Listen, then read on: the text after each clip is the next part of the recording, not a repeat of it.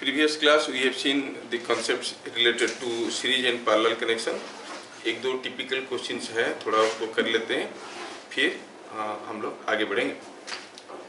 ये important questions है series parallel connection पे. A capacitor of 2 microfarad was charged to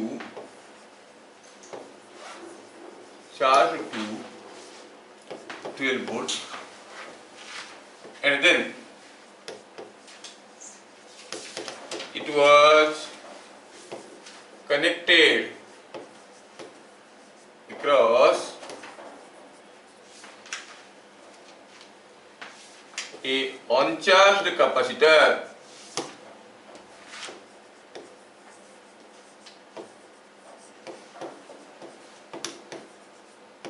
और 3 माइक्रोफैराड.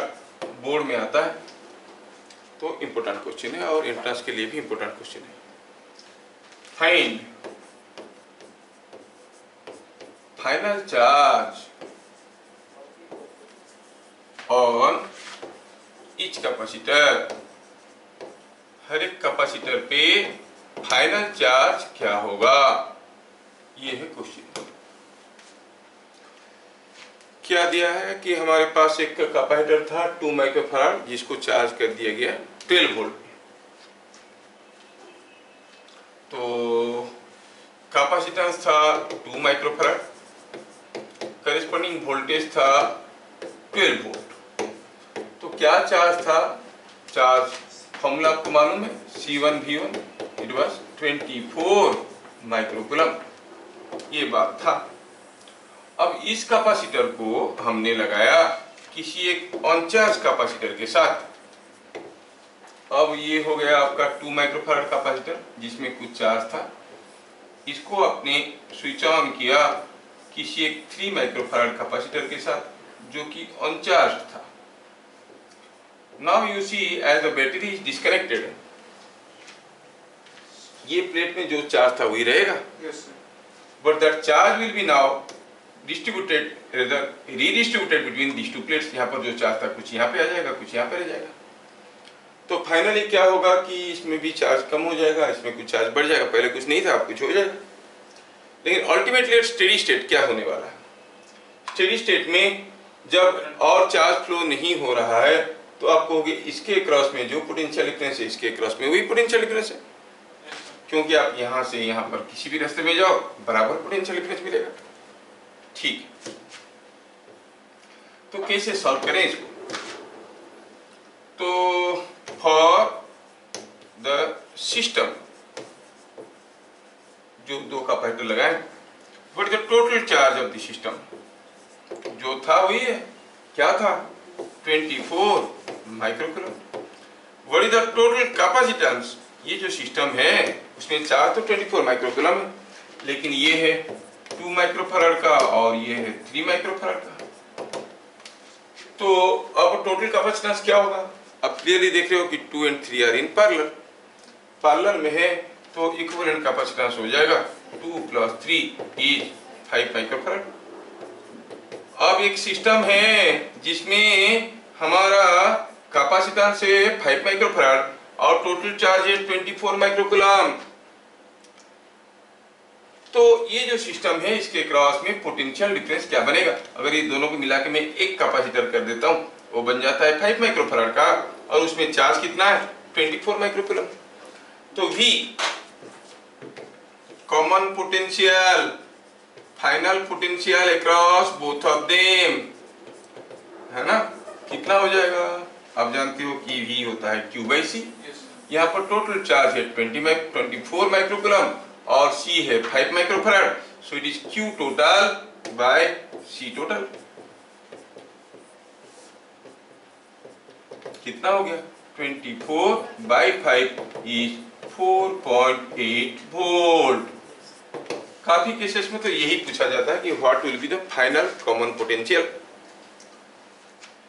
ठीक है, फाइनल कॉमन पोटेंशियल पता चल गया. मतलब जो सिस्टम हम देख रहे हैं जिसमें 2 और 3 पैरेलली लगे हैं, उनमें टोटल टोटल पोटेंशियल कितना हुआ कॉम्बिनेशन के क्रॉस में, दी पोटेंशियल इज 4.8 वोल्ट।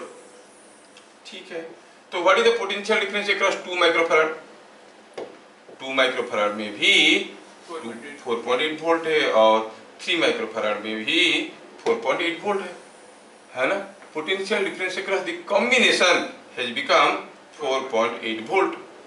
क्या आप इससे नहीं बता सकते हो कि what will be the charge on 2 microfarad and that on 3 microfarad? 2 microfarad में पोटेंशियल डिफरेंस है 4.8 वोल्ट, तो चार्ज कितना होगा? C into V.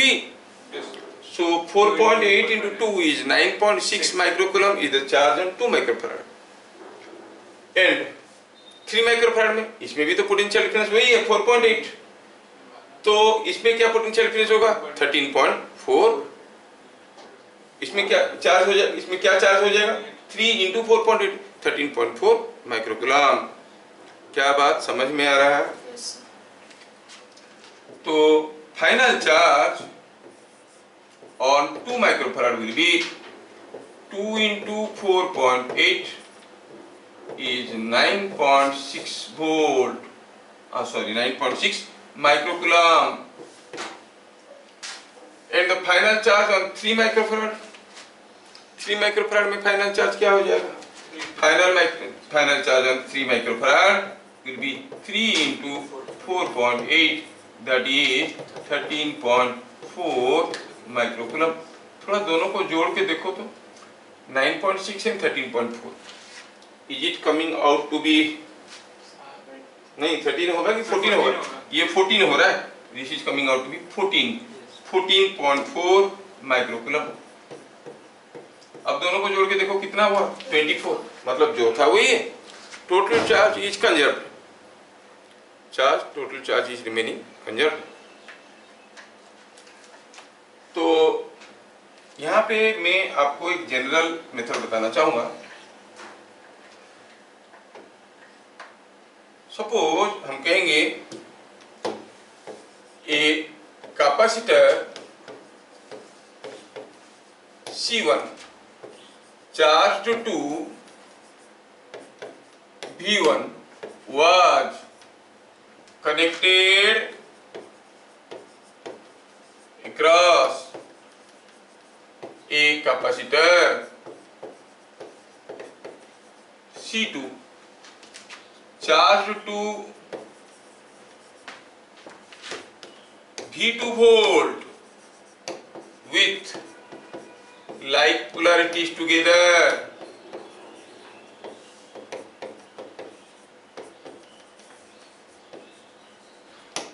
मतलब हमारे पास एक कैपेसिटर था जो C1 फराड का था, चार्ज हो गया था V1 वोल्ट में। दूसरा था C2 फराड का था, वो चार्ज हो गया था V2 वोल्ट में। और लाइक पोलैरिटी के साथ हम इसको जोड़ दिए, मतलब पॉजिटिव को पॉजिटिव के साथ जोड़ दिया गया, नेगेटिव को नेगेटिव के साथ जोड़ दिया गया। What will be the common potential? तो टोटल एक केस स्टडी के हिसाब से याद रखो, टोटल चार्ज क्या हो गया?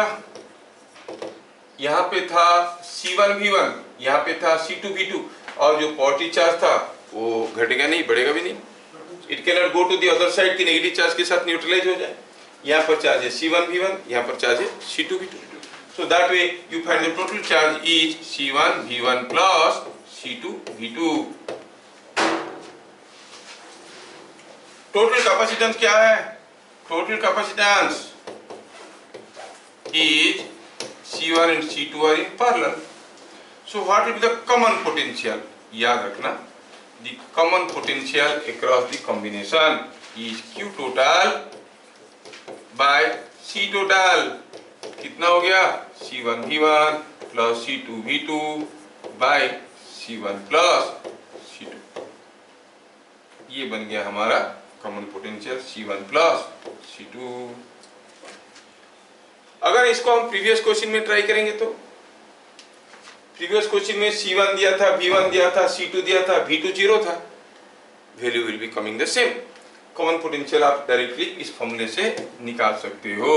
एक बार आपको कॉमन पोटेंशियल पता चल गया, कोई पूछेगा what is the charge on C2 and what is the charge on C1, ये भी आप बता सकते हो। charge on C2 will be C2 into common potential, charge on C1 will be C1 into common potential. क्या मेरी बात समझ में आया? थोड़ा सा यहाँ पर अगर हम वर्डिंग में चेंज कर देंगे, विथ अनलाइक पोलैरिटीज टुगेदर, मान लो एक का पॉजिटिव को दूसरा का नेगेटिव लग गया, तो यहाँ का नेगेटिव चार्ज यहाँ का पॉजिटिव चार्ज मिलके न्यूट्रलाइज हो जाएंगे, तो total charge C1 V1 plus C2 V2 नहीं होगा, C1 V1 minus C2 V2 हो जाएगा, बाकी सब वही रहेगा। क्या बात समझ में आ रहा है? अच्छा, तो अगर ये फॉर्मूला आपको समझ में आ गया, आप ये क्वेश्चन को करो। A 2 microfarad charged to 12 volt was connected across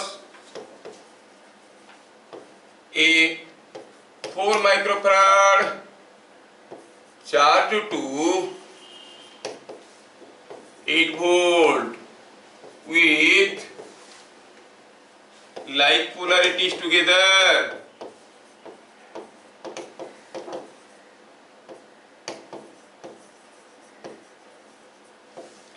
What will be final charge on each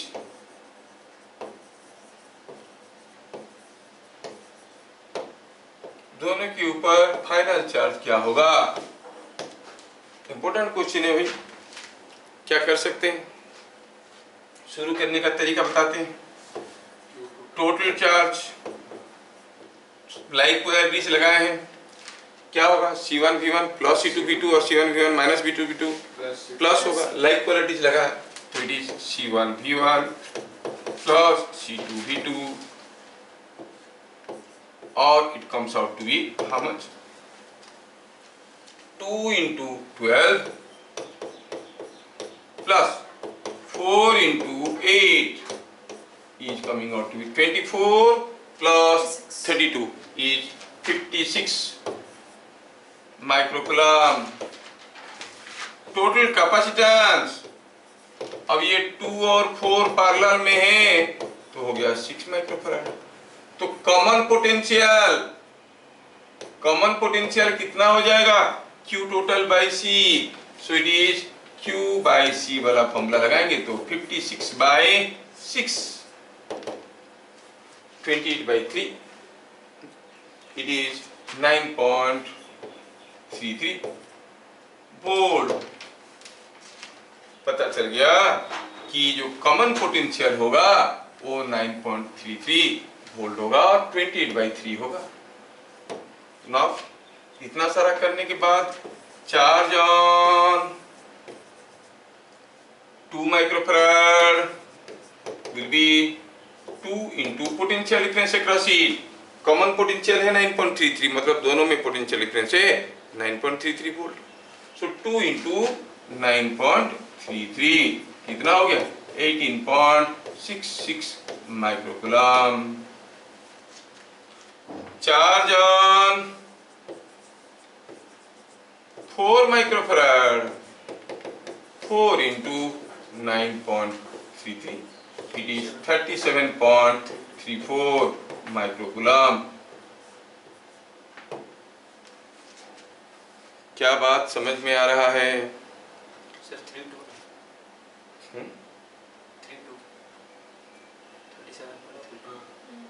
हाँ 3334 चलो ले लो, 33 ले लो, 37.33 ले लो। ये तो कंप्लीट नहीं होता है, 33 बोलो 37.33 बोलो, क्या फर्क पड़ता है? दोनों को जोड़ो तो हो रहा है 56। क्या आप लोग ऐसा क्वेश्चंस कर सकते हो? चलिए सीरीज मतलब पैरेलल में कैसे कह सकते हैं? कैसे कह सकते हैं? क्योंकि उन दोनों को लेके हम क्लोज लूप कर सकते हैं। तो एक पॉइंट पे 2 भी तो है ना? हाँ, तो उसके अक्रॉस में दोनों टर्मिनल अलग अलग है क्या? दोनों एंड में नहीं है ना? अब पैरेलल में है कि नहीं कैसे पता चलेगा? क्या दोनों में पोटेंशियल डिफरेंस बराबर है? हाँ है। क्या दोनों में चार्ज बराबर है? चार्ज नहीं है बराबर, तो they are not in series but potential difference is same. Fine. तो अभी एक बड़ा ही इंटरेस्टिंग टॉपिक हम लोग पढ़ने वाले हैं। ये तो क्वेश्चन थे और न्यूमेरिकल्स बहुत कम आते हैं आपके बोर्ड में, फिर भी मेरे को बताना था, मैं बता दिया। अभी हमें देखना है एक बहुत interesting topic, multiple plate capacitor.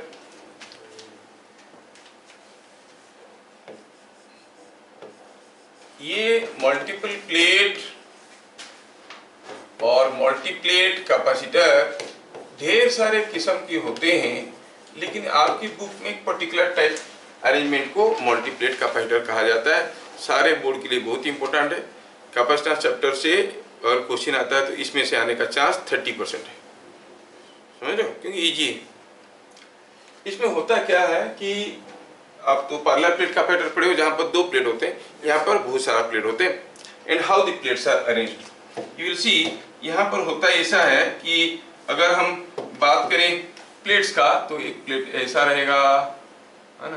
There are a number of parallel plates, a number of parallel plates of same size held like this, number of parallel plates of same size, है ना। ये ऐसा है तो वो ये क्यों भाग रहा है, ये ऐसा है, ये ऐसा है। Number of parallel plates are there, ढेर सारे प्लेट ऐसे पैरेलल होके रहते हैं, सेम साइज का प्लेट्स पैरेलल है। और कनेक्शन कैसे रहता है, alternate plates are connected to opposite polarity of a battery. Alternate plate means plate number 1, 3, 5 एक तरफ लगा रहेगा, प्लेट नंबर 2, 4, 6 दूसरी तरफ लगा रहेगा। कितने तो प्लेट होंगे, there may be hundreds of plates, 100 plate, 150 plate, 50 plate ऐसे होते हैं, ठीक है। So how is the connection, plate number 1, plate number 3, plate number 5 एक तरफ कनेक्टेड है, plate number 2, plate number 4 and plate number 6 दूसरी तरफ कनेक्टेड है, and they are connected across a battery. चाहे जितने भी प्लेट हो आप ऐसे कनेक्शन तो कर सकते हो। Alternate plates are connected to opposite polarity of a battery, ये किसी एक बैटरी का ऑपोजिट पोलैरिटी के साथ जुड़े हुए हैं, है ना, ठीक है। तो चलो सोचते हैं क्या हो रहा है इसमें। तो हर 2 प्लेट के बीच में डाइलेक्ट्रिक है तो उनका कैपेसिटेंस भी है। सपोज इस प्लेट एरिया इज ए और 2 प्लेट के बीच में स्पेसिंग है डी, और आपने वोल्टेज लगाया V0। Here a number of similar plates or conducting plates are held parallel to each other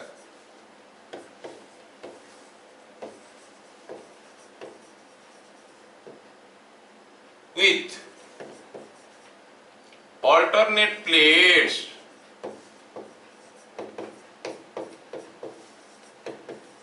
being connected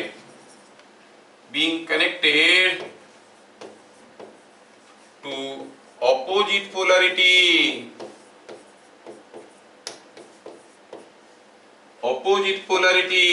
of battery, opposite polarities of battery, battery का opposite polarity में connect किया जाता है, ठीक है, ऑफ बैटरी, ठीक है। इससे क्या होता है, चलो देखते हैं क्या होता है, ठीक है। सिमिलर प्लेट्स, हर एक प्लेट का एरिया है ए, हर एक 2 प्लेट के बीच में डिस्टेंस है डी, ऐसा करके दिया। इसको मल्टीप्लेट कैपेसिटर कहते हैं, जबकि मल्टीप्लेट कैपेसिटर ढेर सारे किस्म के होते हैं, वो भी हम लोग 1-2 तो देख लेंगे इसके बाद। अच्छा, now what are the important things here. C0 is capacitance between 2 consecutive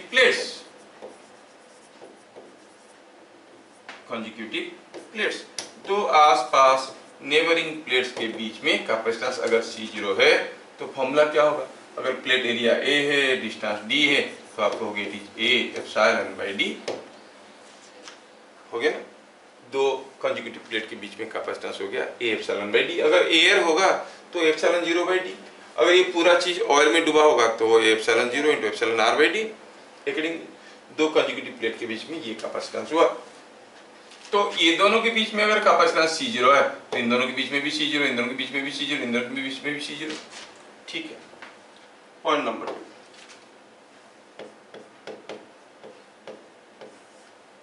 अब थोड़ा ध्यान से अगर देखा जाए, ये जो पहला कैपेसिटर है उसके अक्रॉस में पोटेंशियल डिफरेंस क्या है? You move from one plate to other. अगर आप यहां से यहां पर जाओगे तो यू आर गेनिंग V0, यहां से यहां पर जाओगे। और अगर आप कुछ ऐसा वाला रास्ता चुन लेते हो, ऐसे ऐसे आए ऐसे गए, गेन किए V0 और पहुंचे यहाँ पे, you are gaining a potential difference V0। Similarly यहां से अगर यहां पर आओगे तब भी तो पोटेंशियल डिफरेंस V0 ही रहेगा। मतलब हर जो छोटा कैपेसिटेंस बना C0, हर कैपेसिटर के क्रॉस में potential difference is same as V0, है नहीं? तो potential difference across each small capacitor is same. मतलब ये सब सीरीज में है कि पैरेलल में है? पैरेलल में है। तो क्या लिखेंगे? लिखेंगे potential difference, potential difference across each two consecutive plates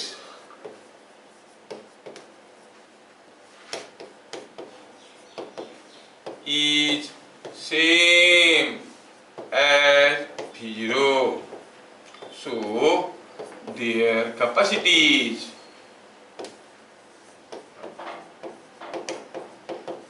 are in parallel.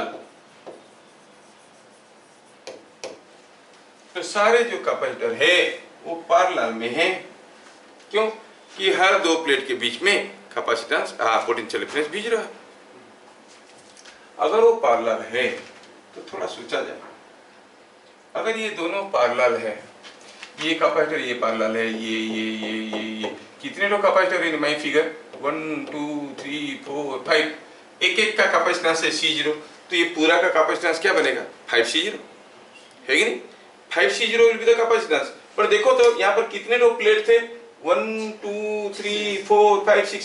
When there are 6 plates you get a capacitance 5C0। अगर वहां पर 100 प्लेट होते तो कितना मिलता? 99C0। That means if there are n number of plates, if there are n number of plates, capacitance क्या हो जाएगा? n-1 into C0। तो क्या लिखेंगे? लिखेंगे for a combination of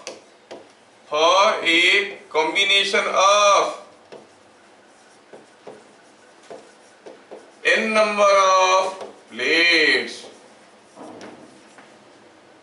equivalent capacitance हो जाएगा n-1 into C0, that is n-1 into a epsilon by D.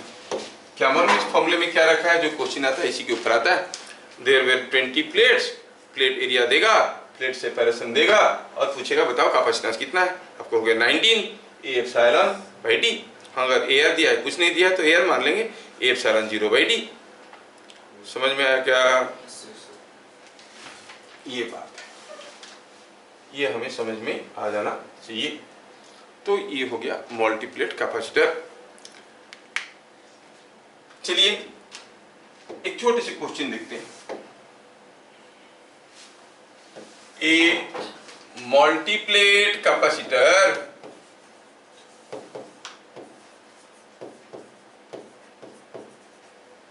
has 51 plates,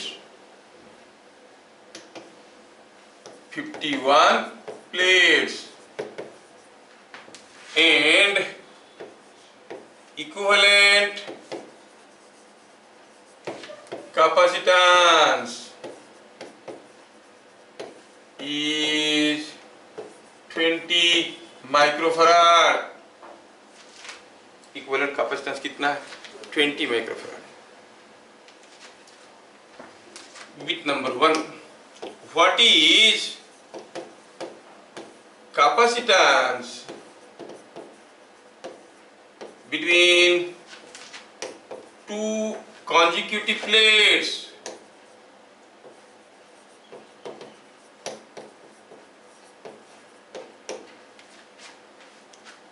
ठीक है. Bit number 2. If one of the end plates is removed,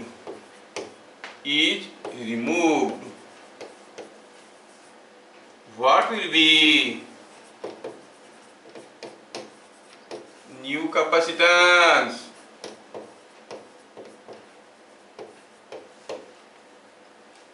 एक end plate को हम remove कर देते हैं तो नया कैपेसिटेंस कितना होगा वो आपको बताना है. क्या मेरी बात समझ में आया? तो सॉल्यूशन भी कुछ ऐसे ही जाएगा. Let C0 is capacitance between two consecutive plates. कितना है वही तो निकालना है. चलो मानते हैं कि C0 is a capacitance between two consecutive plates. ठीक है. तो C equivalent क्या हो जाएगा? n-1 into C0. That is 51 minus 1 into C0 is 20 microfarad दिया गया है. तो C0 का वैल्यू कितना हो गया? 20/50 is 2/5 माइक्रोफैराड. तो दो कॉन्जिक्यूटिव प्लेट के बीच में कैपेसिटेंस है 0.4 माइक्रोफैराड और 2/5 माइक्रोफैराड. क्या बातें समझ में आ रहा है? सिंपल क्वेश्चन है. अच्छा, पूछा है कि one of the end plates is removed. Go back to the previous case. अगर एक प्लेट यहां वाला निकाल देंगे एंड वाले, बच जाएगा कितना बाकी? 50 प्लेट्स. अब कैपेसिटेंस कितना होगा? 49 C0. Are you getting? सो क्या लिखेंगे? If one of the end plates is removed, when one of end plates is removed, one of the end plates is removed. Now new capacitance will be 50 minus 1 into C0, that is 49 into C0. C0 already आपको मालूम है कितना है? 2/5. 2/5. So it is coming out to be 98/5 microfarad. That is 19.6 microfarad. समझ में आया? This is coming out to be 19.6 microfarad. क्या सबको समझ में आया? ठीक है. तो ये हुआ आपका कन्वेंशनल मल्टीप्लेट कैपेसिटर. ठीक है. स्कूल में इसी को मल्टीप्लेट कैपेसिटर कहते हैं. लेकिन कभी कभार एक बार ऐसे हुआ है CBSE वालों के साथ, और एंट्रेंस में तो आते रहता है, कोई दूसरा मल्टीप्लेट कैपेसिटर देते हैं और पूछते हैं कि बताओ what is the equivalent capacitance. See the question here. यहाँ पर मान लो कि ऐसे 4 प्लेट है, दिखने में सिमिलर प्लेट से, इक्वली स्पेस्ड है. Distance between any two consecutive plates is d, ऐसे दिया हुआ है. और दिया है कि ये जो कनेक्शन है, ये कनेक्शन कुछ ऐसा है. कैसा? ऊपर वाला प्लेट नीचे वाला प्लेट कनेक्टेड है. और पूछा है बताओ ये दोनों प्लेट में इफेक्टिव कैपेसिटेंस क्या बनेगा. क्या पूछा है? पूछा है find C across AB equivalent capacitance. ये हर एक प्लेट का एरिया A दिया है और स्पेसिंग D दिया है. अब ये आपका मल्टीप्लेट कैपेसिटर नहीं है, कन्वेंशनल मल्टीप्लेट कैपेसिटर नहीं है. Why? Because alternate plates are not connected. First third लगे होते एक तरफ, सेकेंड फोर्थ लगे होते दूसरी तरफ, तो हमारा वाला फॉर्मूला लगा देते 4 माइनस 1 इंटू C0। लेकिन ये तो वैसे नहीं है, फिर भी पूछा है, क्या करें? ठीक है, तो ये हो गया हमारा क्वेश्चन। कैसे अप्रोच करें इस क्वेश्चन को, चलो देखते हैं। फाइंड CAB मतलब effective capacitance across A and B। आपको समझाने के लिए थोड़ा मैं क्या करता हूँ, ये फिगर को छोटा करता हूँ so that I can visualise the things. ये हो गई हमारा अरेंजमेंट, थोड़ा इसको छोटा करते हैं, ये हो गई। अब इसमें हुआ ये है कि हमें AB में इक्विवेलेंट कैपेसिटेंस पूछा गया है और हर एक प्लेट का एरिया A दिया है और हर एक दो प्लेट के बीच में स्पेसिंग D दिया है। तकलीफ तो हमें इसलिए हो रहा है कि ऊपर वाला प्लेट उसकी एक तरफ कैपेसिटेंस कर रहा है, लेकिन सेकेंड प्लेट दोनों तरफ कैपेसिटेंस कर रहा है, थर्ड प्लेट भी दोनों तरफ कैपेसिटेंस कर रहा है, फोर्थ प्लेट सिर्फ एक तरफ कैपेसिटेंस कर रहा है, दूसरी तरफ खाली। तो जो भी प्लेट्स है जो दोनों तरफ कैपेसिटेंस कर रहे हैं उसको दो प्लेट में कन्वर्ट कर दो। मतलब you redraw the figure like this. आप ऐसे करो कि जो था वही रहेगा, I am not making any change. खाली ये जो हमारे प्लेट्स थे, चार प्लेट, थोड़ा इनको यहाँ ले आते हैं, लाके बीच वाले जो प्लेट्स थे उनको दो प्लेट में कन्वर्ट कर देते हैं। Let me redraw the figure. बीच में जो प्लेट था उसको दो प्लेट बनाता हूँ, एक हुआ ये, एक हुआ ये। कोई फर्क नहीं पड़ता। नहीं सर, कैपेसिटेंस बदल जाएगा। ये वाला प्लेट भी दोनों तरफ कैपेसिटेंस कर रहा था, इसको भी दो प्लेट बना दी, इसको भी दो प्लेट बना देंगे तो ऑब्वियसली इसमें भी आपको कैपेसिटेंस में फर्क आ जाएगा। लेकिन अगर मैं इनको इसे जोड़ देता हूँ तो इन दोनों के बीच में कोई पोटेंशियल डिफरेंस रहेगा क्या? नहीं। अब तो जो कैपेसिटेंस था वही रहा, पहले इन दोनों के बीच में था, इन दोनों के बीच में था, इन दोनों के बीच में था, वही तो है। और ये नया प्लेट डाला हूं लेकिन जोड़ दिया हूं तो उनके बीच में कोई पोटेंशियल डिफरेंस नहीं होगा। पोटेंशियल डिफरेंस नहीं होगा तो no capacitance effect is activated. Now go for the reconnection again. देखो मैं क्या कर रहा हूं। पहला स्टेप में मैं क्या किया, फॉर ऑल दोज प्लेट्स जो दोनों तरफ कैपेसिटेंस कर रहे हैं वो सारे प्लेट को मैं क्या किया, दो दो प्लेट में कन्वर्ट कर दिया। फिर पुराना वाला कनेक्शन को एस्टेब्लिश कर दिया। ये ऐसा था, ए और बी कहां से निकले थे, ये प्लेट और ये प्लेट से। यहां से निकालो, यहां से निकालो, यहां से निकालो, कोई फर्क नहीं पड़ता, they are all connected together, एक ही पीस ऑफ कंडक्टर है। तो आपको अभी पूछा गया है, बताओ what is the effective capacitance across, पूछा गया है effective capacitance across AB। Have made no change. थोड़ा और देखें, ये सारा जो प्लेट्स है उनको नंबरिंग कर देते हैं। प्लेट नंबर 1 2 3 4 5 6 ऐसे कर दिया। अभी फिर से मैं ड्रॉ करना चाहता हूं।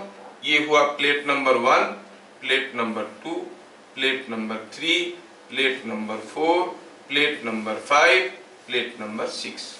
कनेक्शन कहाँ का है, 2 और 3 कनेक्टेड है, 3 और 4 कनेक्टेड है। आपको पूछा गया है ये दोनों प्लेट्स ऐसे कनेक्टेड है और आपको पूछा गया है what is the capacitance between this and this. क्या बात समझ में आ रहा है? केस अभी सिंपल हो गया। मान लो कि ये दो प्लेट के बीच में कैपेसिटेंस C0 है जिसका वैल्यू है A एप्सिलॉन बाय D, तो इन दोनों के बीच में भी C0 है, इन दोनों के बीच में भी C0 है, इन दोनों के बीच में भी C0 है। क्या आपको दिख रहा है कि ये ऊपर वाला C0 नीचे वाला C0 के साथ इस पॉइंट में सीरीज में कनेक्टेड है? नहीं। और जो भी बना that is in parallel with another C0, है कि नहीं, है कि नहीं? अगर आपको सोचने में दिक्कत होता है तो ऐसे सोचो, C0 की जगह मैं एक रेजिस्टेंस ले लेता हूं। आपको कोई पूछा बताओ व्हाट इज इक्विवेलेंट रेजिस्टेंस, आपको ये और ये सीरीज में है, R और R हो गया 2R in parallel with R, 2R into R by 2R plus R is 2R by 3, तो equivalent resistance is 2R by 3। वैसे ही सोचो, वैसे ही सोचो, ये C0 सीरीज में है तो C0 सीरीज में होने से कितना होगा equivalent capacitance, C1 C2 by C1 plus C2, that is C0 by 2, it will be C0 by 2, that C0 by 2 is in parallel with C0, तो CAB, the capacitance across AB will be C0 by 2 plus C0, क्योंकि parallel है C0 के साथ, and that is coming out to be 3C0/2। क्या बात समझ में आया? तो पहले मैं क्या किया, वो सारा प्लेट को पकड़ लिया जो दोनों तरफ कैपेसिटेंस कर रहे हैं। जो जो प्लेट दोनों तरफ कैपेसिटेंस कर रहे हैं उनको दो प्लेट में कन्वर्ट किया, लेकिन वो कैपेसिटेंस को अफेक्ट कर देंगे ऐसे करने से, इसलिए उन दोनों को एक वायर से जोड़ दिया। प्लेट्स को नंबरिंग किया और थोड़ा सा स्पेस बना के बना दिया, तो यही चीज ऐसे दिखने लगा। फिर मैं सीरीज कनेक्शन, पैरेलल कनेक्शन का इक्विवेलेंट कैपेसिटेंस निकालना आता है तो मैं निकाल दिया ऐसे। Is that clear? सबको समझ में आया? अब C0 का वैल्यू आपको मालूम है कितना था। अगर एरिया A है, स्पेसिंग D है, तो it is 3/2 A epsilon by D। Formula लगा दिया। क्या बात समझ में आया? एग्जैक्टली वैसे ही करना है। I am giving you another question. Suppose I give you one more question.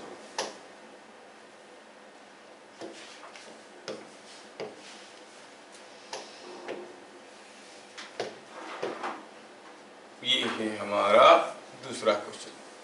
ये दूसरे क्वेश्चन में मैं क्या किया हूं, कनेक्शन इज बिट डिफरेंट। कैसे दिया? कनेक्शन दिया है कि यहाँ पर ये प्लेट और ये प्लेट कनेक्टेड है, ये प्लेट और ये प्लेट कनेक्टेड है। और ये तो इजी हो गया। ओहो, चलो ठीक है, ऐसा करते हैं। पूछा है what is the capacitance between this plate and this plate. ये हर एक प्लेट का एरिया बराबर है, A है और स्पेसिंग D है। और आपको पूछा गया बताओ what is effective capacitance between A and B। ऐसा केस में आप क्या करोगे? What you will do with it? सोचो। दोबारा इसको जो प्लेट दोनों तरफ कैपेसिटेंस कर रहा है उसको दो प्लेट बनाओ, बनाओ, make it now. You will C I am just making it. ऊपर वाला प्लेट एक तरफ कैपेसिटेंस कर रहा है, उसको ऐसे ही रहने दो। उसका नीचे वाला दोनों तरफ कैपेसिटेंस कर रहा है, उसको दो प्लेट तो बनाओ, लेकिन वायर से जोड़ दो, नहीं तो ये एक नया कैपेसिटेंस अंदर डाल देगा। तीसरा वाला दोनों तरफ कर रहा है तो उसको भी दो प्लेट बनाओ और इसको भी वायर से जोड़ दो। चौथा वाला एक तरफ कैपेसिटेंस कर रहा है। Now how is the connection? First plate से कनेक्शन ऐसे आया है और पूछा गया है ये प्लेट और ये प्लेट के बीच में कैपेसिटेंस क्या है, यही तो पूछा गया है। Yes sir. यस, देख लो, यू कैन डू इट। आपको दिखने लगा है।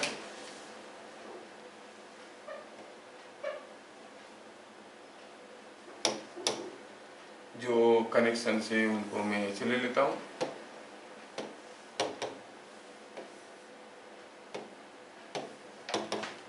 यस, यही है आपका कैपेसिटर। अब जैसे ये ऐसे मॉडिफाई हो गया, क्या करना है उसके बाद? Number the plates. Plate number 1 2 3 4 5 6 फिर से रीड्रॉ करना है। रीड्रॉ करिए। Plate number 1, plate number 2, plate number 3, plate number 4, 5 and 6. How are the connection? 2 and 3 are connected, 4 and 5 are connected. और क्या दिया है? और दिया है कि आपका 1 से कनेक्शन आके यहाँ पे घुस रहा है और इसके और इसके बीच में आपको कैपेसिटेंस पूछा गया है। Now you see the circuit has become a simple one. Here are a number of capacitors connected. हर एक कैपेसिटर है C0, ये है C0, ये है C0, ये है C0, है ना? अगर ढंग से नहीं दिख रहा है तो दोबारा ड्रॉ कर देते हैं। C0, C0, C0 और आपको पूछा गया बताओ what is the effective capacitance, connection कैसा है, ऐसा है, यही तो है। क्या ये ऊपर वाला और बीच वाला दोनों पैरेलल में है? यस, उन दोनों को लेके हम क्लोज लूप कर सकते हैं। तो C0 is in parallel with C0, तो ये C0 के साथ पैरेलल में होने से क्या हो जाता है, इट विल बी 2C0, नहीं तो ये नाड़ा ऐसा रहा, ये बन गया 2C0 और उसके साथ ये C0 सीरीज में है।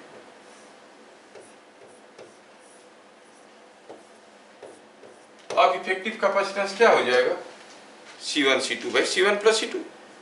कैपेसिटर का सीरीज कनेक्शन रेजिस्टेंस का पैरेलल कनेक्शन के बराबर होता है, ये आपको मालूम है। तो रेजिस्टेंस पैरेलल में क्या होते हैं, R1 और R2 पैरेलल है तो R1 R2 by R1 plus R2। Similarly ये 2C0 और C0 सीरीज में है तो इफेक्टिव कैपेसिटेंस बन जाएगा क्या, 2C0 into C0 by 2C0 plus C0 is 2C0 by 3।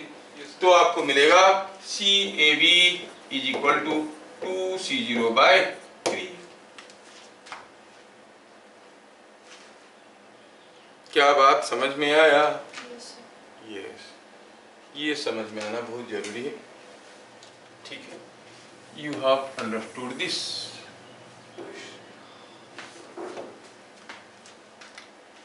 Clear? तो ऐसा कोई फिगर देगा तो जो प्लेट दोनों तरफ कैपेसिटेंस कर रहा है उसको दो प्लेट बनाओ और उसको किसी एक वायर से जोड़ दो। तो ये था कहानी मल्टीप्लेट कैपेसिटर का। नाउ लेट अस सी मल्टीपल डाइलेक्ट्रिक कैपेसिटर। एक कैपेसिटर के अंदर एक से ज्यादा डाइलेक्ट्रिक अगर है तो कैसे निकालेंगे इक्विवेलेंट कैपेसिटेंस। और ये ढेर सारे किस्म के हो सकते हैं, लेकिन आपका बुक वाला मेथड को पहले करते हैं। क्या हेडिंग है, multiple dielectric capacitor. Multiple dielectric capacitor. Multiple dielectric, एक से ज्यादा डाइलेक्ट्रिक है तो कैसे करेंगे, है ना। चलिए, तो सपोज आई से this is a very typical case given in your book. तो इसको मैं करता हूं यहाँ पर ये थोड़ा इसको ढंग से ड्रा करूं क्योंकि बड़ा इंटरेस्टिंग और इम्पोर्टेंट है ये। चलिए मानते हैं कि ये हो गया एक प्लेट ऑफ द कैपेसिटर, है ना, और ये हो गया दूसरी प्लेट।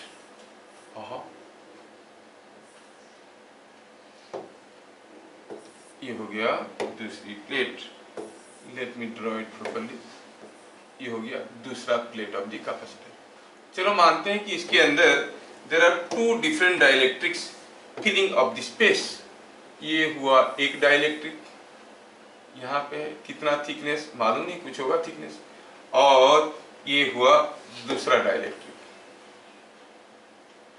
चलिए ये मान के चलते हैं कि ये दूसरा डाइलेक्ट्रिक है, this is the second dielectric.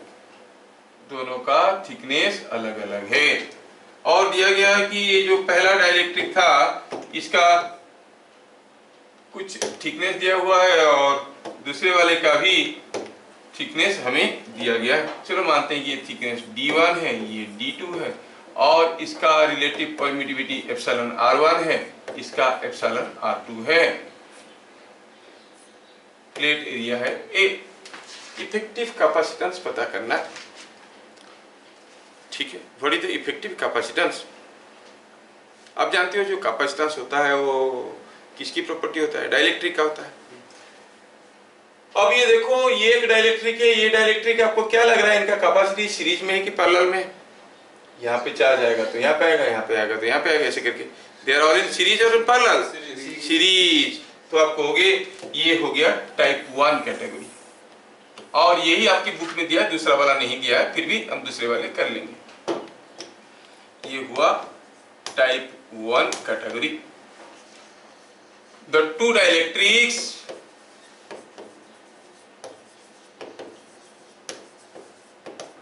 Are in series, ठीक है।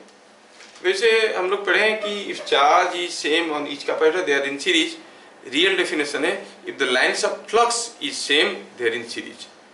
अब जितना फ्लक्स यहाँ से निकलेगा वही तो इधर से घुसेगा, इधर से जाएगा, तो आप कहोगे कि यस ये दे आर इन सीरीज, ये बात है कि ये सीरीज में है। ठीक है, ठीक है। तो ये जो सर्किट है, इस सर्किट को मैं कुछ ऐसे भी तो ड्रॉ कर सकता हूँ।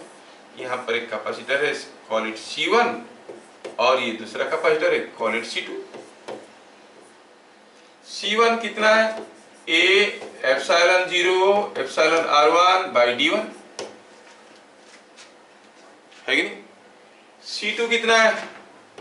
What is the capacitance? इसकी कैपेसिटेंस को C2 करके लिखा हूं। C2 कितना हो जाएगा?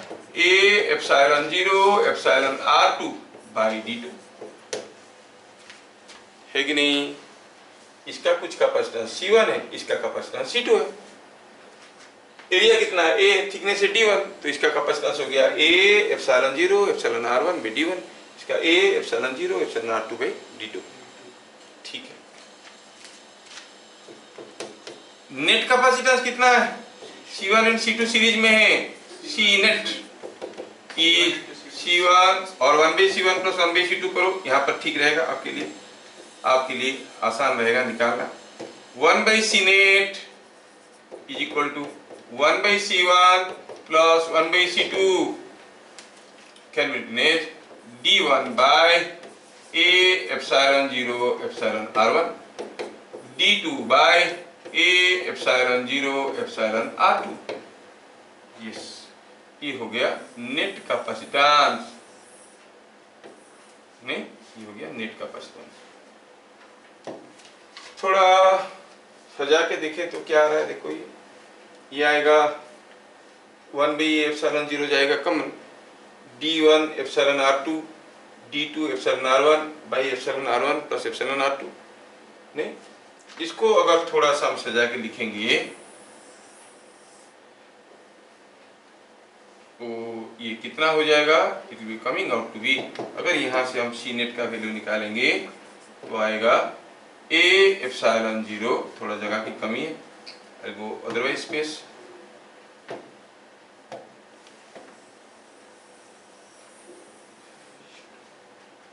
मैं अगर अभी यहाँ पर C नेट का वैल्यू निकालूंगा तो C नेट का वैल्यू अपन simplification will be getting A epsilon 0 by D1 by epsilon R1 plus D2 by epsilon R2, ऐसे याद रखो, D1 by epsilon R1 plus D2 by epsilon R2। अगर और भी डाइलेक्ट्रिक होते तो plus D3 by epsilon R3 D4 by epsilon R4, ऐसे हम जोड़ते जाएंगे। समझ में आया क्या? ये बात है, ये हो गया इफेक्टिव कैपेसिटेंस। ठीक है, okay.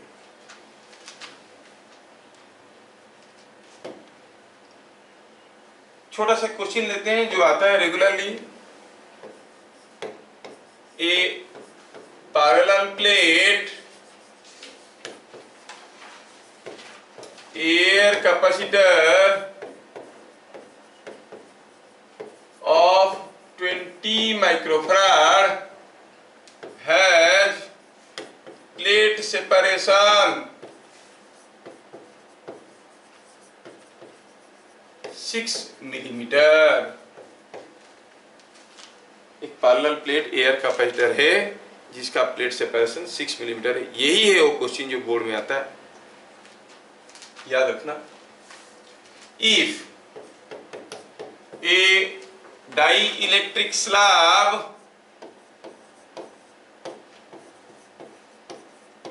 Epsilon R is equal to कुछ भी ले लो, 4 ले लो, epsilon R is equal to 2 ले लो, and thickness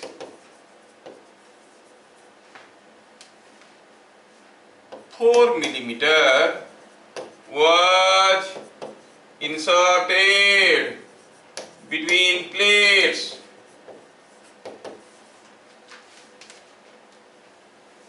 being parallel to plates.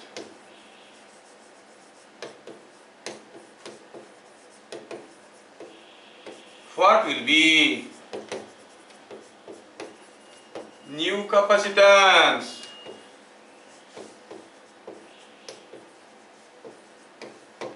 नया कैपेसिटेंस क्या होगा? क्वेश्चन देख लीजिए। एक कैपेसिटर था जो 6 मिलीमीटर का एयर गैप रखता था दो प्लेट के बीच में। दूसरे केस में हुआ यूं कि दो प्लेट के बीच में तो गैप उतना ही रहा, लेकिन अब हम क्या किए, इसके अंदर एक 4 मिलीमीटर थिकनेस का डाइलेक्ट्रिक स्लैब अंदर डाल दिए पैरेलल टू द प्लेट्स। ये 4 मिलीमीटर है और डाइलेक्ट्रिक स्लैब है और इसका एप्सिलॉन दिया हुआ है, एप्सिलॉन r इज 2। पूछा नया कैपेसिटेंस क्या होगा। Now the first one was having only air is dielectric. The second one is having two dielectrics. Air भी है और ये भी है, नहीं? Yes, sir. एयर का थिकनेस कितना है? 2 मिलीमीटर। एयर का थिकनेस 2 मिलीमीटर है और एयर का एप्सिलॉन r कितना है? 1। हाँ तो ठीक है। तो पहले वाले को थोड़ा देखते हैं। दिया क्या है?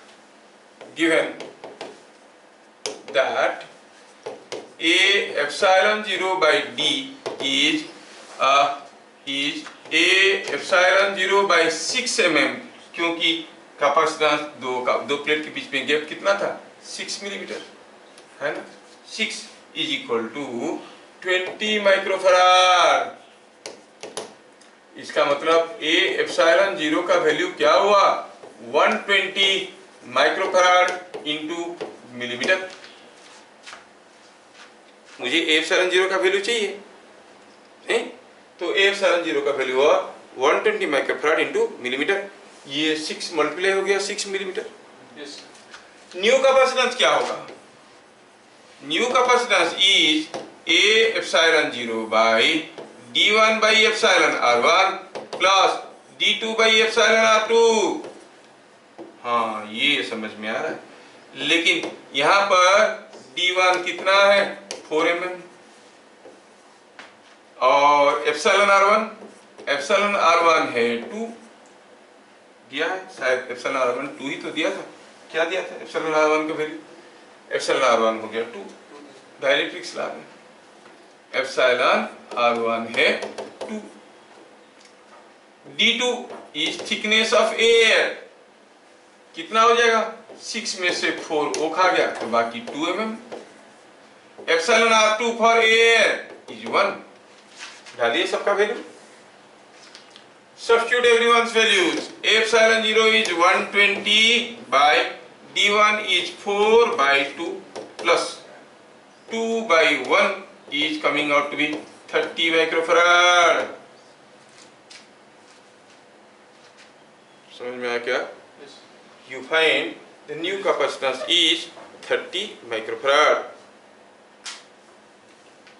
क्या चीजें सबको समझ में आया? तो क्या देखें? By inserting a dielectric into the plates, the capacitance is increasing।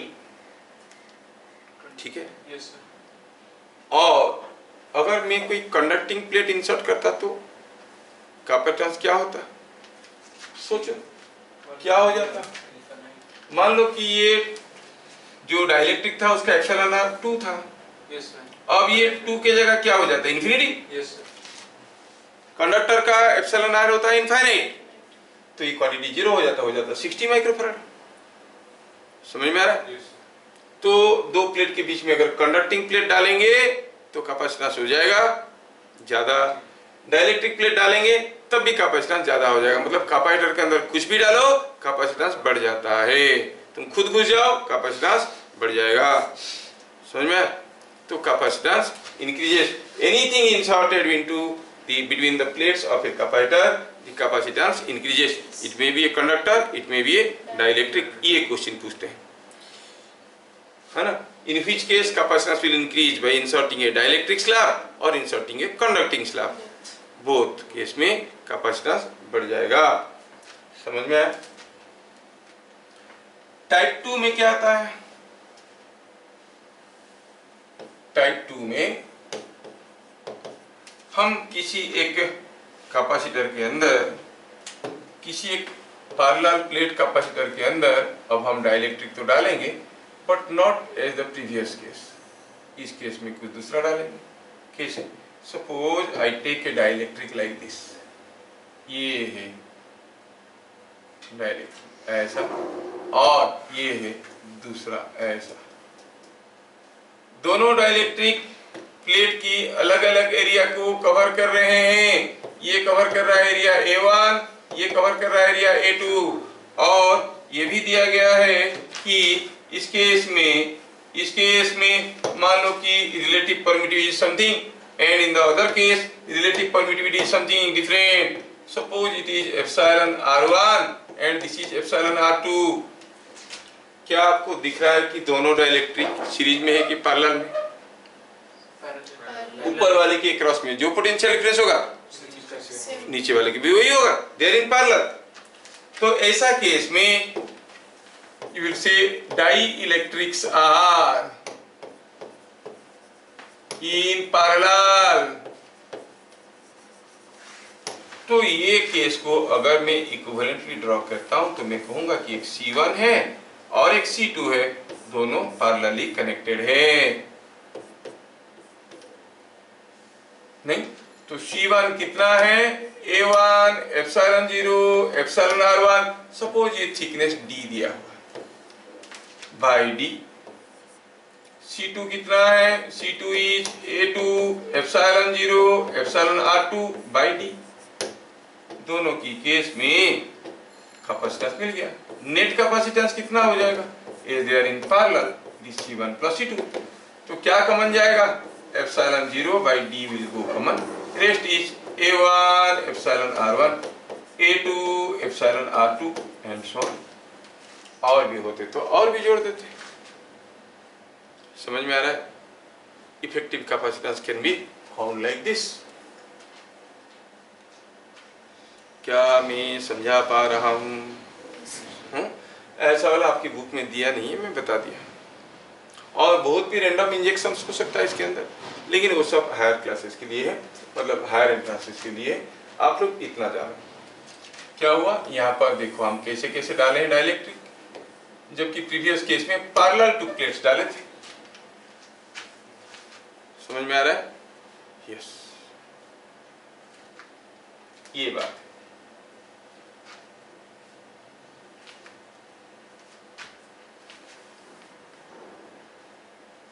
Multiple plate capacitor, multiple dielectric capacitor हम लोग दोनों देख लिए।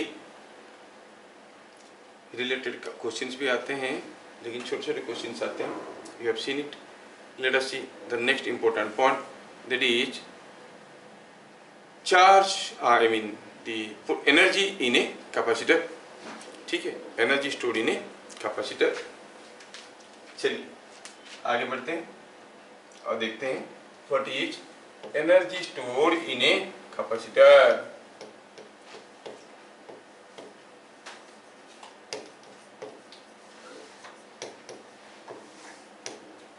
Energy stored in a capacitor.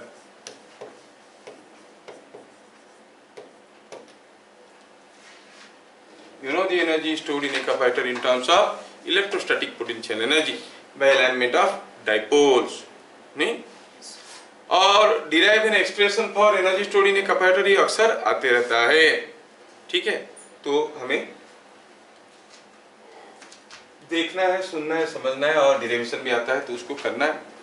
Late us derive an expression for energy stored in a capacitor. There are several methods, but I will give you a case like this. Suppose there are two plates of a capacitor bearing charges Q and minus Q, and suppose the potential difference across them the plates is V. ये charge capacitor है, हमने जानना चाहा कि what is the energy stored in it. ठीक है, तो let us consider an isolated charged capacitor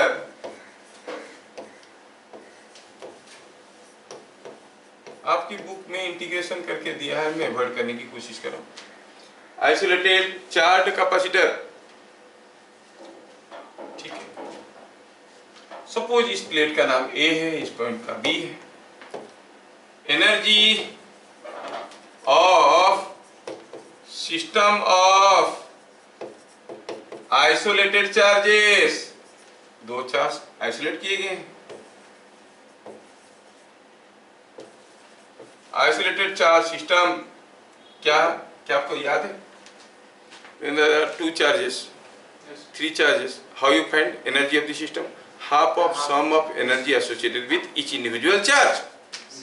So it is half of Q into potential of point A.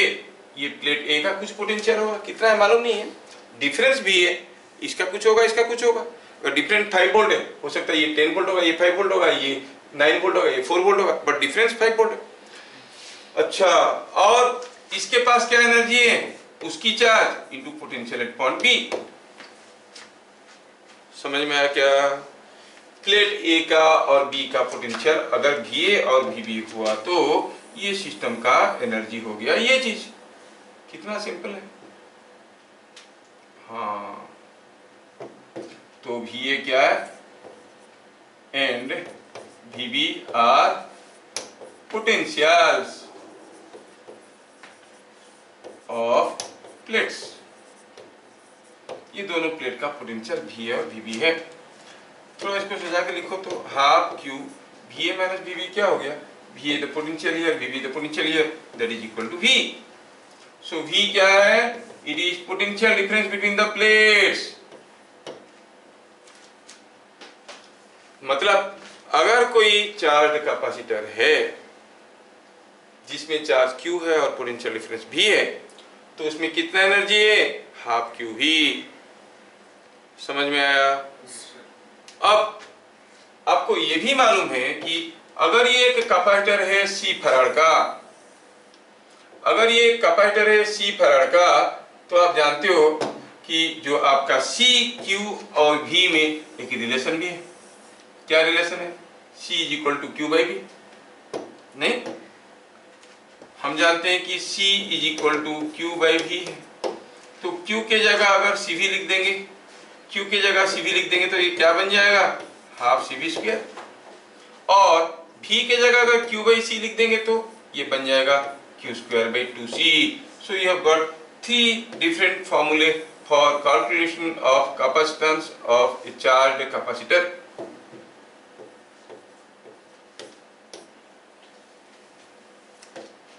समझ में आया क्या? यस, यहाँ पर ये चीज हम लोग लिख दिए। फिर VA and VB are the potential of the two plates, तो ये VA माइनस VB हो गया V। V क्या है? Potential difference between plates.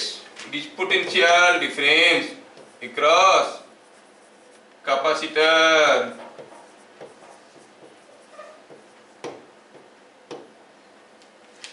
Q square by 2C और हाफ CV स्क्वायर और हाफ QV। बड़ा इंपॉर्टेंट है, ठीक है। कोई भी दो डाटा दिया रहेगा, आपको पूछेगा what is the energy store. समझ में आया? तो ये हुआ point number 1, energy store in a capacitor के बारे में हम लोग डिस्कशन किए। This energy store where it is in the dielectric. कहाँ है? डाइलेक्ट्रिक में स्टोर है, ठीक है। बिट नंबर 2 में लिखेंगे। डेरिवेशन यहाँ पे खत्म हो गया। अब आगे कुछ इंपॉर्टेंट चीजें लिख रहे हैं हम लोग, है ना? चलिए, the energy is stored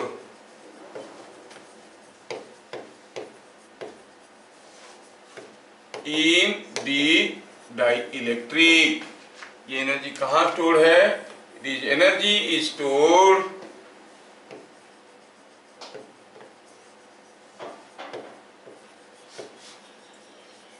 in the dielectric। ये डाइलेक्ट्रिक में एनर्जी स्टोर है। ठीक है ना। चलिए और एक इंटरेस्टिंग चीज देखते हैं।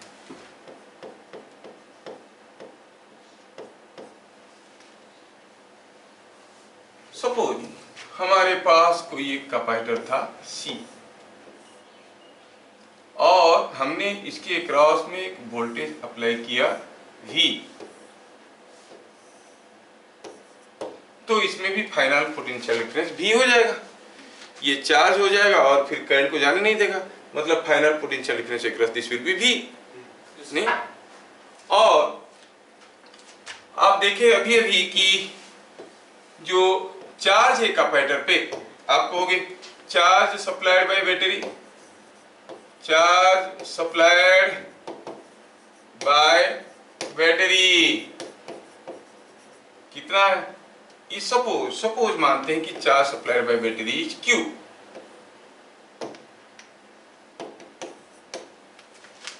एनर्जी स्टोर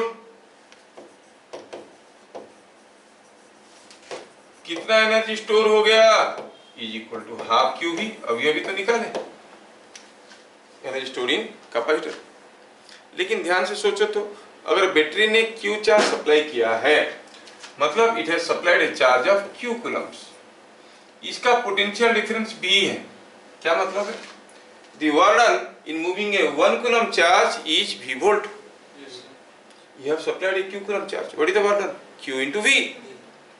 तो एनर्जी सप्लाइड बाय बैटरी कितना हुआ? Q into V। स्टोर हुआ कितना? Half Q V। बाकी आधा गया कहां? एनर्जी तो कंजर्व्ड है, एनर्जी के neither be created nor be destroyed. So let us analyse and understand energy supplied by battery.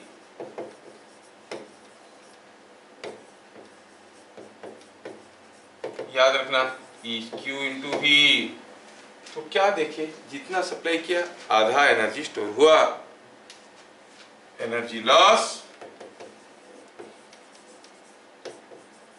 is QV minus QV by 2 is half QV। ये एनर्जी लॉस हो गया।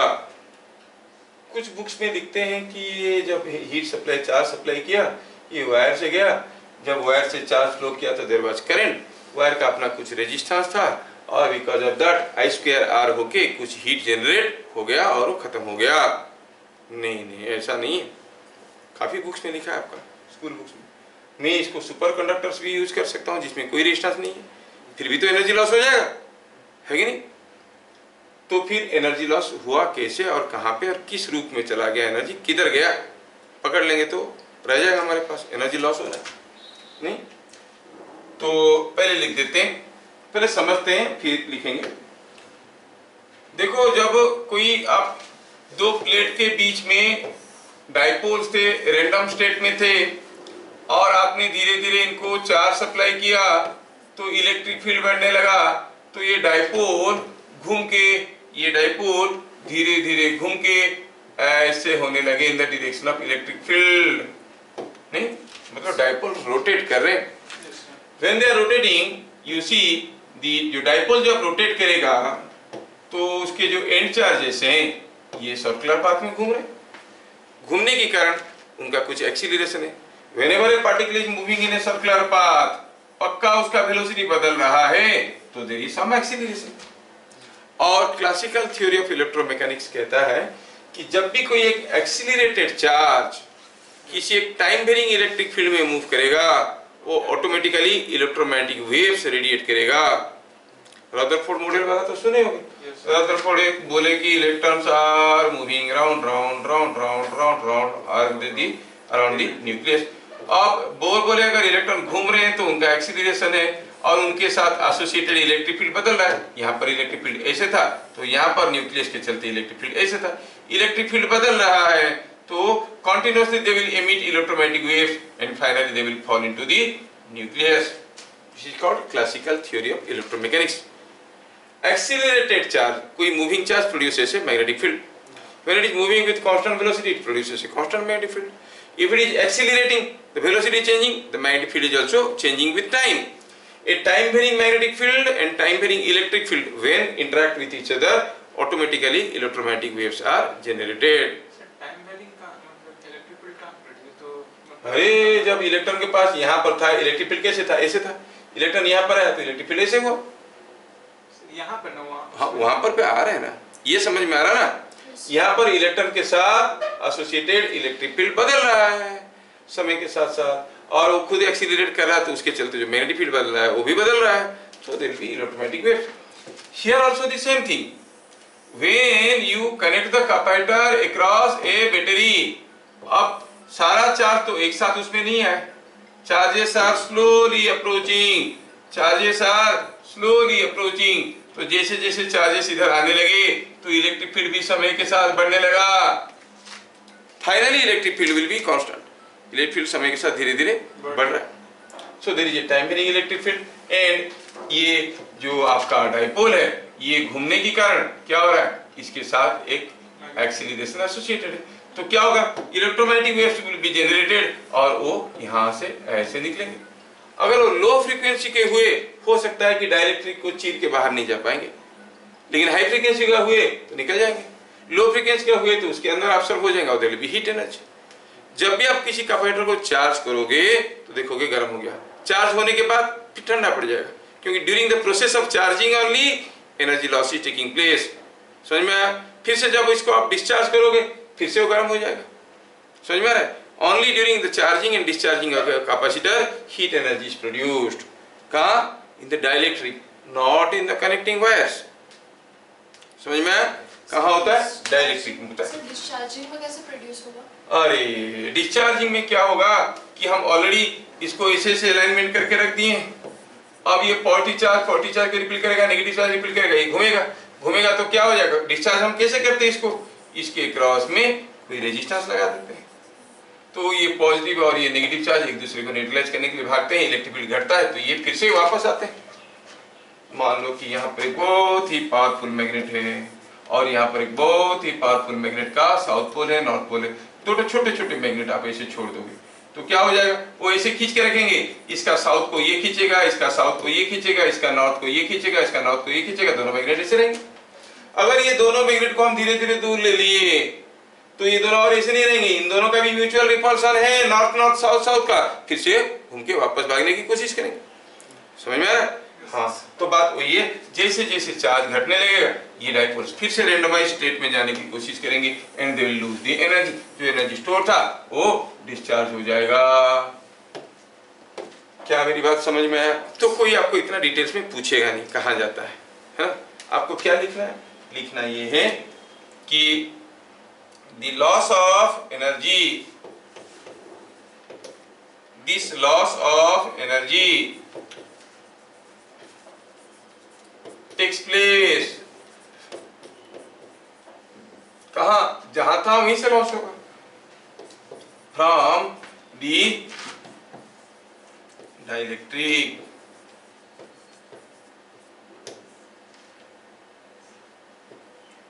in terms of electromagnetic waves.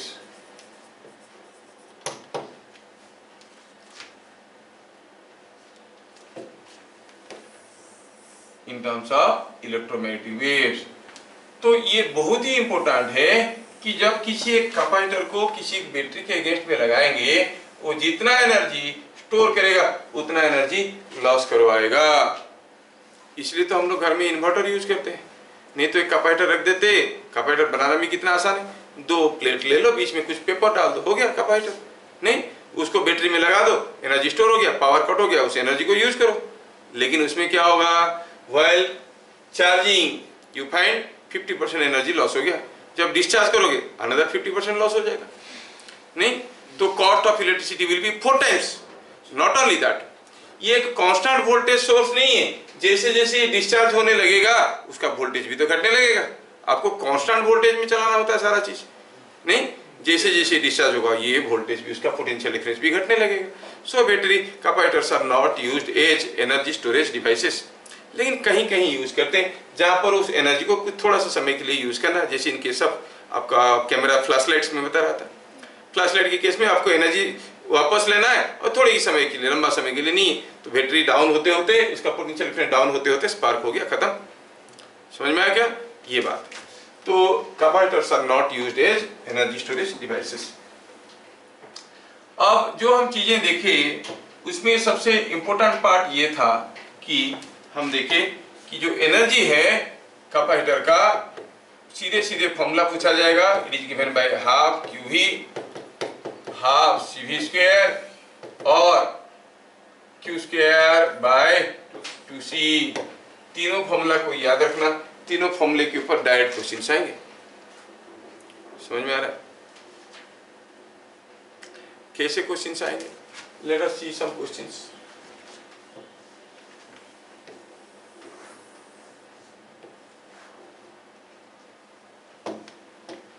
Question number 1, capacitors C2C and 3C,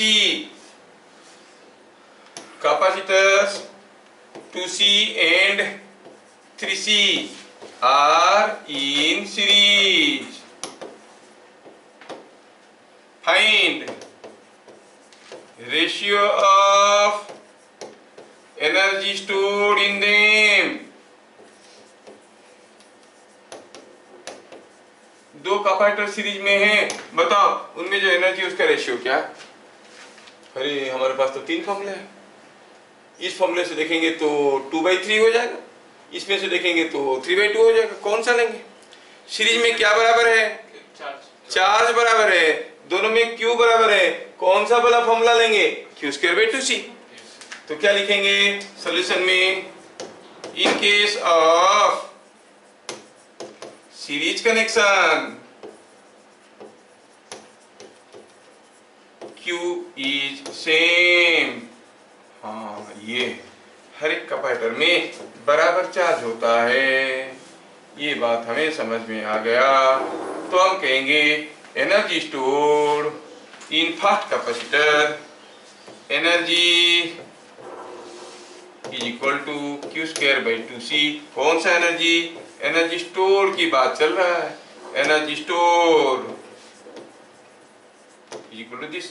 तो आप कहोगे energy in the first capacitor by energy in the second capacitor is Q², पहला capacitor का capacitance 2c है, 2 × 2c bye Q²/2 × 3c। Simplify करो तो 3/2। So when they are in series, the energy in them are in the ratio 3:2। समझ में आ रहा है क्या? चलिए नेक्स्ट क्वेश्चन।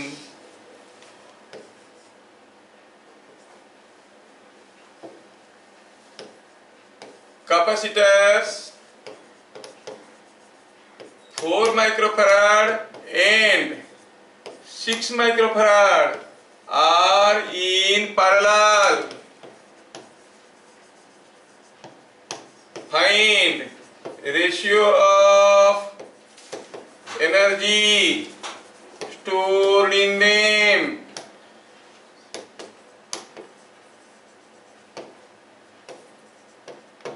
पैरेलल में है, क्या बराबर है दोनों में? QCV में से पैरेलल में चार्ज बराबर है। हे भगवान, कहाँ जाते हो फिजिक्स ट्यूशन? Potential difference. तो एनर्जी का कौन सा फॉर्मूला लगाएंगे हम? Half CV²। तो energy in the first one तो क्या लिखेंगे? लिखेंगे in case of parallel connection V is same. In parallel connection V is same, दोनों में V बराबर है। तो एनर्जी का ये वाला फॉर्मूला हम यूज करेंगे और मिलेगा half 4v² by half 6v²। So it is 4/6 is 2/3। क्या बात समझ में आ रहा है ना? कितना सिंपल है। ठीक है,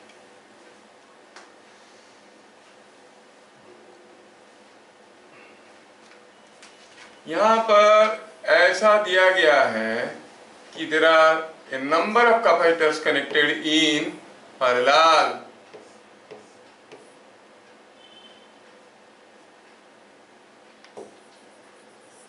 Number of capacitors connected in parallel. ये दिया है 2 माइक्रोफैराड, ये दिया है 3 माइक्रोफैराड, ये दिया है 5 microfarad. In figure shown,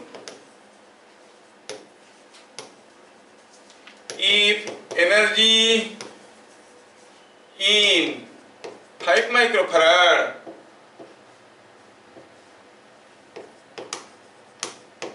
is 60 joules, find total energy in the system. ये पूरा सिस्टम में टोटल एनर्जी क्या है? 5 माइक्रोफैराड में 60 जूल एनर्जी.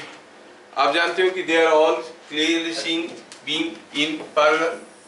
हाँ, नहीं, तीनों में भी बराबर है. क्या आप कोशिश करोगे? निकालो इसका. आपको निकालना है 3 में कितना है, 2 में कितना है. एनर्जी जे स्केलर क्वांटिटी, सीधा जोड़ दो तीनों का एनर्जी को. नहीं, ठीक है. तो ऐसा दिया है कि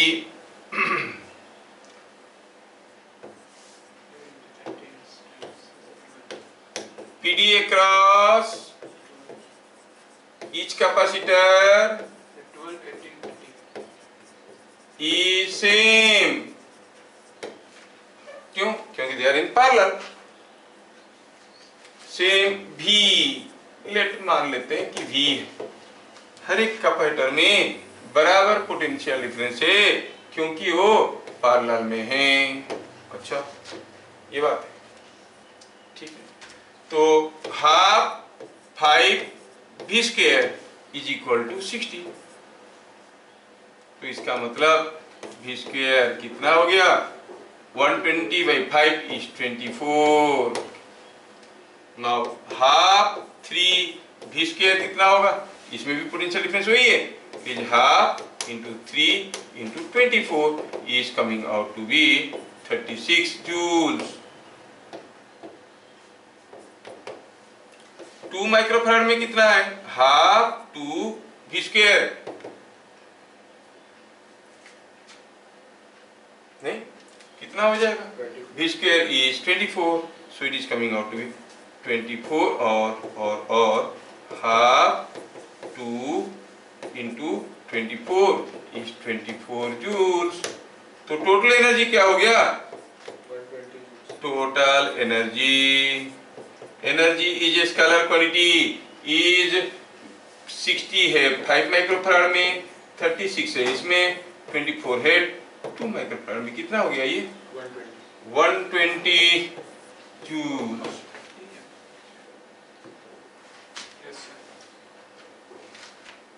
थोड़ा अगर कोई स्मार्ट मेथड से सोचता तो कुछ ऐसे सोचता कि 2 और 3 मिलके 5 होते हैं और दोनों पैरेलल में. इसमें जितना होगा उसमें उतना होगा. इसमें 60 उसमें 60, 120 हो गया, है ना? ठीक है. क्या चीजें समझ में आ रहा है? हाँ, जिनके पास माइक्रोफोन है उनको तो बोलना चाहिए. नहीं तो पास कर दो, किसी दूसरे बोलना चाहता होगा. ठीक. Next question.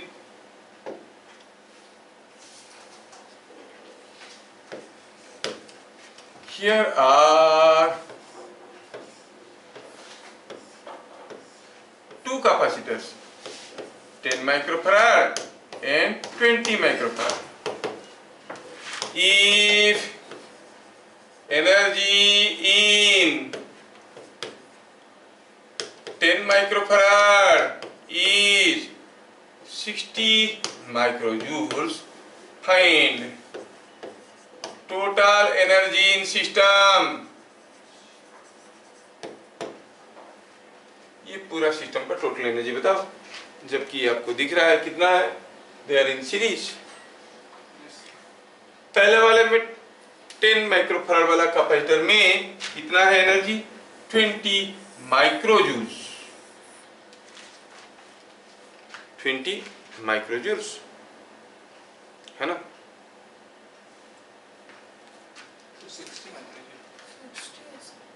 60 माइक्रोजूल्स दिया है। तो पूरा कितना है? आप देखो कि दोनों में Q बराबर है, because they are in series. क्या लिखेंगे सॉल्यूशन में? क्या लिखेंगे? As all are in series, Q is same. अच्छा, now for 10 microfarad energy is q square by 2c, that is q square by 2 into 10, it is given 60 microjoules. For 20 microfarad energy क्या हो जाएगा? q square by 2c, that is q square by 2 into 20। सोचो, Q square by 20 होता था 60, Q square by 40 क्या हो जाएगा? It is 30 microjoules, है ना? So what is the total energy? 90। Total energy is equal to 60 plus 30 is equal to 90 माइक्रोजूल्स।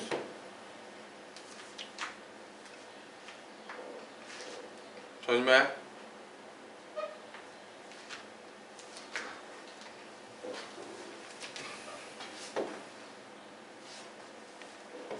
A 20 microfarad capacitor was connected across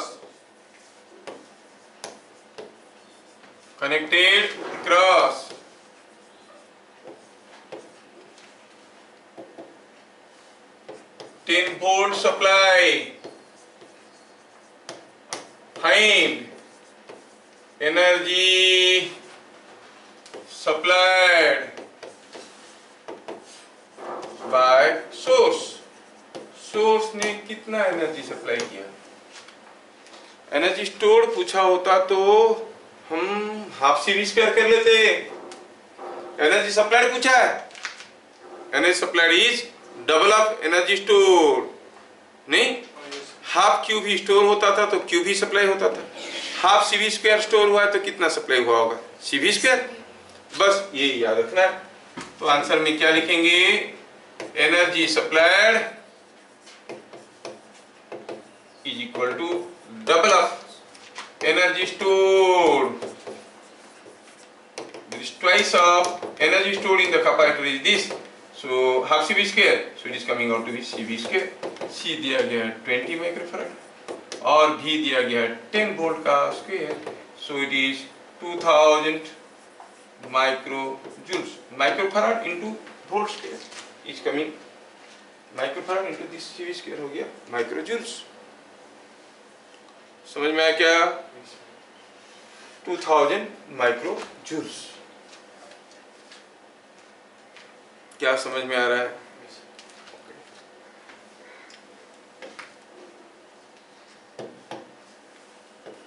next, a conducting sphere of radius 1 meter was charged to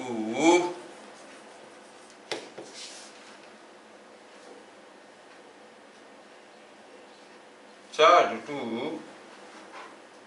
1000 volt. Find energy stored. कोई conducting sphere है जिसका radius 1 metre है, उसमें उसको charge कर दिया गया था कि इसका वोल्टेज बन गया 1000 वोल्ट। समझ में? पूछा है कि बताओ what is the energy store of conducting sphere का भी तो कैपेसिटेंस है। फॉर्मूला क्या था उसका? 4 पाई एप्सिलॉन 0 इनटू आर। तो आपको हो गया यहाँ पे सॉल्यूशन में C is equal to 4 pi epsilon 0 into R और 1/4 पाई एप्सिलॉन 0 आपको मालूम है कि ये होता है 9 into 10 power 9। So is not it, R का वैल्यू 1 है, so it is 1/9 into 10⁻⁹ farad. और भी तो दिया गया है 1000 वोल्ट, तो एनर्जी कितना स्टोर होगा?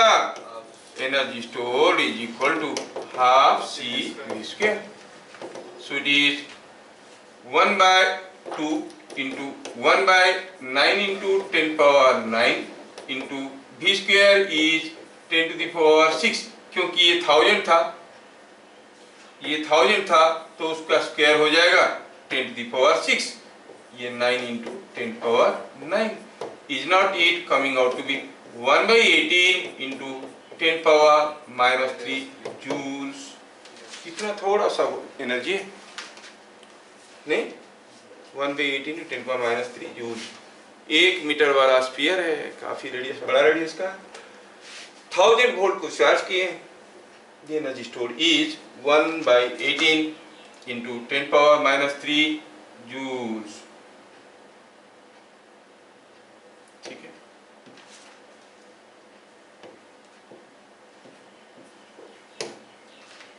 क्या मेरी बात समझ में आ रहा है?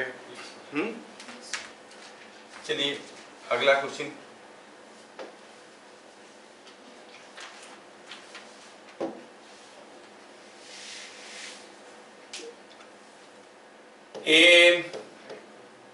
एयर कैपेसिटर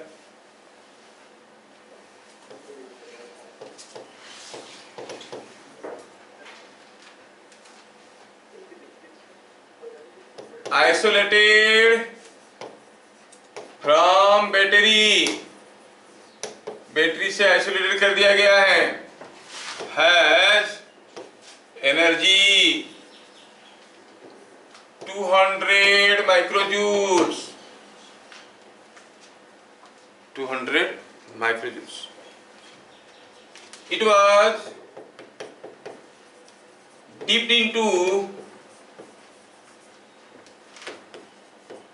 oil, जिसका एप्सिलॉन आर दिया है 4। Find final energy in it.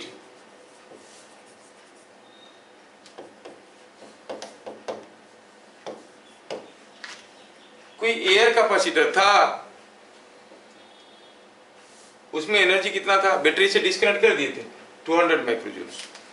अब उसको अगर हम तेल में डुबो देंगे, जिस तेल का रिलेटिव परमिटिविटी दिया गया है 4, तो बताओ what is the energy in it. इसमें अब क्या एनर्जी होगा? बैटरी से डिस्कनेक्ट कर देने से क्या कांस्टेंट रहता है? चार्ज और पोटेंशियल डिफरेंस। चार्ज कहाँ जाएगा? प्लेट के ऊपर जो था वही रहेगा।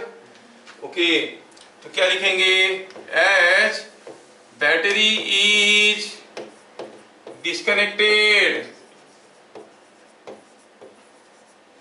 Q remain constant,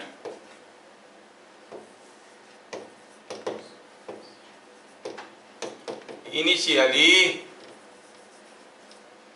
energy was Q square by 2 into A epsilon 0 by D, Q square by 2C है कि नहीं? Q square by 2C, that was 200 microjoules। Finally energy क्या हो जाएगा? फाइनली आप कहोगे जो एनर्जी होगा वो कितना होगा? Q स्क्वायर बाय 2 इंटू सी के जगह क्या हो जाएगा? ऑयल में डूब गया तो उसके अंदर भी ऑयल घुस गया होगा, है कि नहीं? सब कुछ तो वही है, एक एक्स्ट्रा एप्सिलॉन आर नीचे आ गया है। Will it not be 200 by epsilon r, और एप्सिलॉन आर का वैल्यू दिया है 4, so it is 50 माइक्रोजूल्स। तो तेल में डुबा देने से एनर्जी हो गया 50 माइक्रोजूल्स। समझ में आया क्या? ये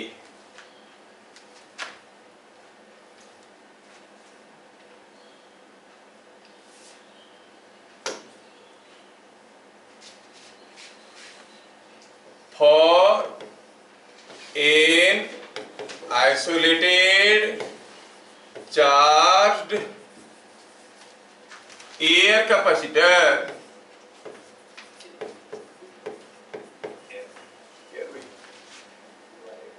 isolated charged air capacitor if plate separation is doubled, plate separation को डबल कर दिया गया,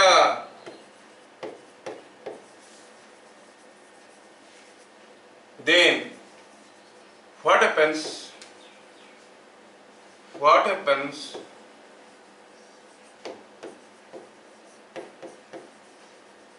to energy stored in it? इसमें जो एनर्जी है उसको क्या होगा, बढ़ेगा घटेगा कांस्टेंट रहेगा। आइसोलेटेड चार्ज एयर कैपेसिटर, दो प्लेट थे, एयर कैपेसिटर था, चार्ज हो गया था, बैटरी से डिस्कनेक्ट कर दिए, आइसोलेटेड हो गया। अब प्लेट सेपरेशन को खींच के डबल कर देंगे, क्या होगा एनर्जी, सोचना है। It is isolated, so what is constant, Q is constant नहीं, तो इनिशियली Q1 is Q और C1 कितना है, A एप्सिलॉन 0 by D नहीं। अच्छा, एनर्जी कितना है, Q square by Q1 square by 2C1, so it is Q square by twice of A epsilon 0 by D। Finally Q2 कितना है, वही Q, क्योंकि आइसोलेटेड है, लेकिन कैपेसिटेंस ये तो कुछ दूसरा हो गया, डबल कर दिए हैं तो 2D हो गया। Plate separation is doubled, plate separation को डबल कर दिए तो ये हो गया ऐसे। Now what is energy, it is Q square by 2C वाला फॉर्मूला लगाएंगे, twice of A epsilon 0 by 2D। देखो तो इसमें जो था इसमें भी वही है, एक 2 एक्स्ट्रा नीचे है और 2 कैंसिल हो गया, ये क्या आया था, it was Q square D bye twice of A epsilon 0। अब क्या आ रहा है, 2 कैंसिल हो गया, Q square D by A epsilon 0। क्या बात समझ में आ रहा है, पहले एनर्जी था Q स्क्वायर D ऊपर गया, Q square D by 2 epsilon 0, अब है Q square D by A epsilon 0, energy क्या हो गया, डबल हो गया। सो आपको हो गई En2 is equal to twice of En1, तो energy of the capacitor will be doubled by increasing the plate separation to double of its original value. Original value को से प्लेट सेपरेशन को डबल कर देंगे तो एनर्जी स्टोर्ड भी double हो जाएगा। क्या चीजें समझ में आ रहे हैं, देखा एनर्जी को लेके कितने सारी चीज हो गया नहीं, ढेर सारी चीज हम लोग अभी देख लिए। वी हैव सीन एनर्जी, और थोड़ा सा कुछ बाकी रहा to see the current through a capacitor, छोटा सा आर्टिकल है, छोड़ नहीं सकते। तो next class I will see some numericals as well as current through a capacitor, capacitor में भी करंट क्या होता है, और ये सारा जो चीज़ है उसके ऊपर कुछ क्वेश्चंस का हम लोग प्रैक्टिस कर लेंगे क्लास में।